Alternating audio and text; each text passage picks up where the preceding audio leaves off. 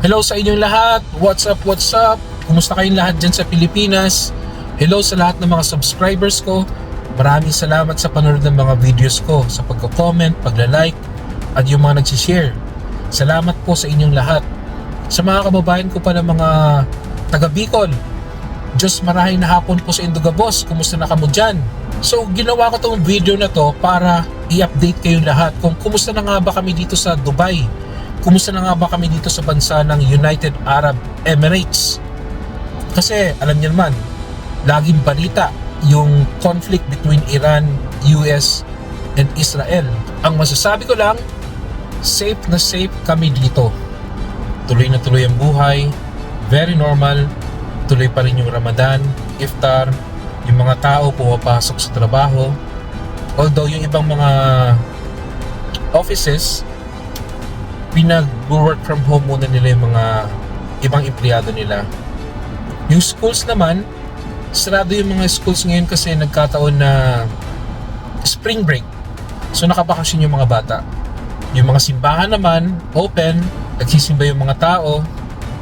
Yung mga mosque, open sila, lalo na ngayong Holy Month of Ramadan. Yung mga modes of transportation, yung mga buses, yung taxis, yung Dubai Metro Train, lahat po sila gumagana. Yung mga pasyalan naman po, yung mga parks, tulad ng Dubai Miracle Garden, yung mga Creek Park, yung Burj Khalifa, yung mga pasyalan po, open po sila lahat. Yung mga malls, may mga sales pa rin. Sad to say na nadadamay talaga yung United Arab Emirates kasi marami pong US military bases dito. Pero ina-assure po kami ng UAE government that they will be giving us 100% protection. Protektado po kami lahat ng mga expatriates, mga residents, mga tourists, mga locals, yung mga resident, yung mga citizens nila. Yung airports naman po, gumagana na rin. Although limited pa lang. May mga canceled flights, may mga delayed flights, pero little by little, gumagana na po yung paliparan dito. Yung mga airports dito sa UAE. Yung mga na-stranded na mga tourists, UAE government is taking care of them by giving them free accommodation sa mga hotels.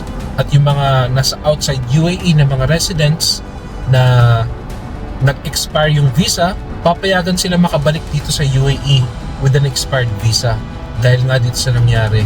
So paano kami pinoprotektahan ng UAE government against drones and missiles attacks ng Iran?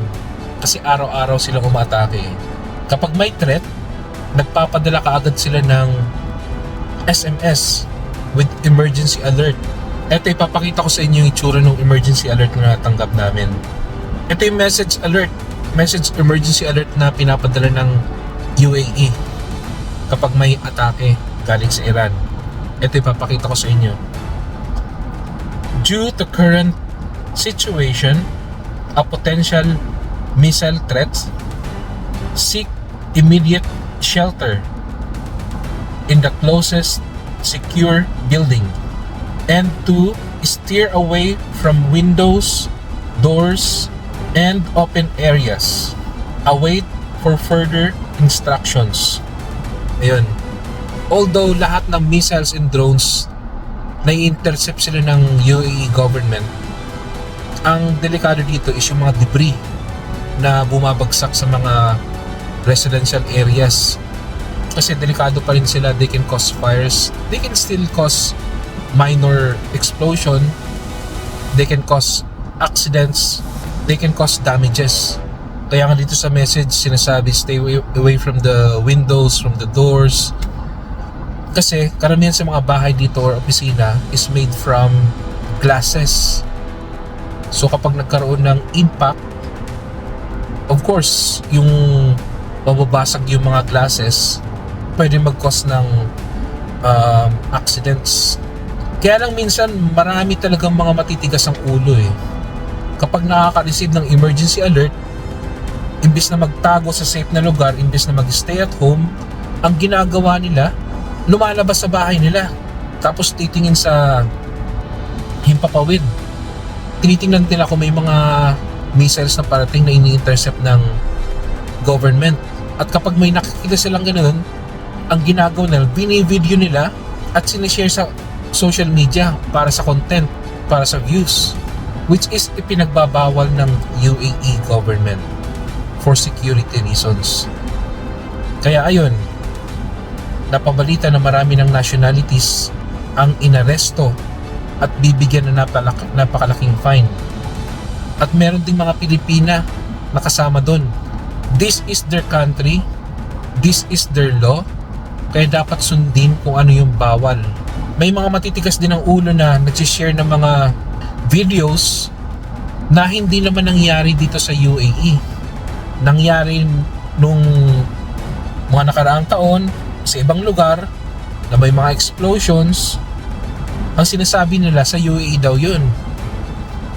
Minsan naman may mga nag-share ng video na AI generated, fake news na nagkukos ng alarm, na nagkukos ng panic sa mga tao, nagkukos ng worry. Ayun, huli.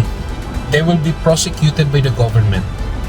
Paparasahan sila ng jail time, pwede silang ma-deport at napakalaki ng multa. At eto pa mga kabayan, once na natapos ma-intercept ng UAE government yung mga Iranian missiles or drones na umaatake din sa territory, nagpapadala uli sila ng message alert. Papakita ko sa inyo at ito yung nilalaman ng message alert. Thank you for your cooperation. We reassure you that the situation is currently safe. You may resume your normal activities while continuing to remain cautious and take the necessary precautions and follow the official instructions. Ayun. So, kapag nakatanggap na ng ganitong message yung mga tao dito, makakahinga na kami ng maluwag. Wala nang threats, na-intercept na. Thank you talaga sa UAE government. You know guys, ang UAE is napaka-safe na lugar. Hindi uso dito yung crime, hindi uso dito yung gulo. Walang rally-rally dito. Walang public disturbance. Walang mga nuisance dito.